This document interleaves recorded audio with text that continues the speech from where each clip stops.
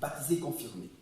Extrême faveur pour une rébellion, je suis allé à l'école des pères, puis chez les protestants suédois avant d'émigrer à Kindu, la province voisine de Kivu. Oui, j'y suis né. Oui, je suis né l'hostie à la bouche. Oui, l'hostie sur la langue. Parce que mon père est allé vers mes premiers vagissements chez le missionnaire blanc, le père dominicain Patrice, à qui je dois d'ailleurs mon prénom. Comment veux-tu appeler ton fils? Patrice, comme vous, mon père. Et c'est ce prêtre qui m'a appris à lire et à écrire. Il m'a aussi enseigné l'évangile et montré le chemin de la vie.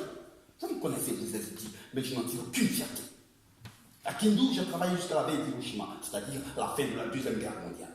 Nous autres qui avons appris à lire et à écrire, qui avions du boulot, on nous avait toujours qualifié d'évoluer. Évoluer par rapport à qui? Par rapport à quoi? Allez-y savoir. Mais ce que je sais moi, c'est que vous savez qui je suis. Vous savez mon parcours, mon histoire, ma vie. Je connais la vôtre parce qu'elle se fonde dans la mienne. Je vous ai guidé, j'ai partagé vos joies, vos peines. J'ai refusé d'être un évolué, moi tout seul, au cœur d'un essai de Congolais fabrique. Vous m'avez compris, vous m'avez suivi, heureux et confiant, parce que je marchais en deçà des grandes hypocrisies humaines avec mon seul compagnon, la vérité et l'évangile. La vérité, c'est aussi que hier, je vous ai commandé et vous m'avez obéi. Sergent Mbemba, oui, son excellence, oui, monsieur le Premier ministre. Colonel Mobutu, les ordres de l'excellence. Excellence, nous sommes avec vous jusqu'à la mort. Chapeau bien bas, vous receviez mes instructions. Parce qu'en ce temps-là, vous vous sentiez comme des bêtes égarées, des brebis en quête de survie, et votre berger, c'était un moment. Aujourd'hui, c'est vous, c'est beaucoup.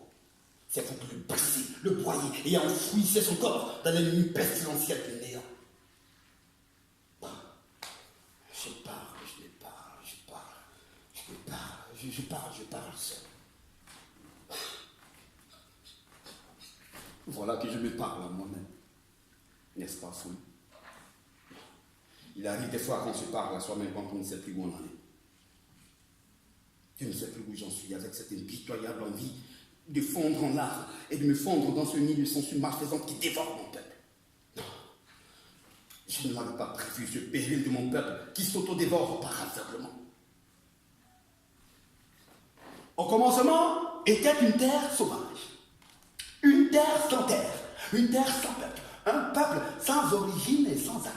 Une terre, dit-on, semblable à un désert incurablement aride, un désert qui cependant s'était mystérieusement enrichi. On dit que ce miracle fut possible parce que sa majesté, que dis-je, sa divinité toute puissante, le roi Léopold II, lui avait accordé sa grâce. Le Congo, m'a-t-on dit, a été fondé par Léopold II. La terre de mes ancêtres n'avait jamais existé avant l'arrivée du roi.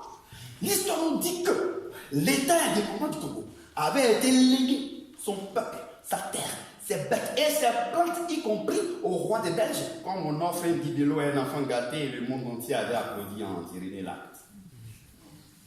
Extrême humiliation pour ce peuple qui s'était plié à cette farce grotesque et tragique.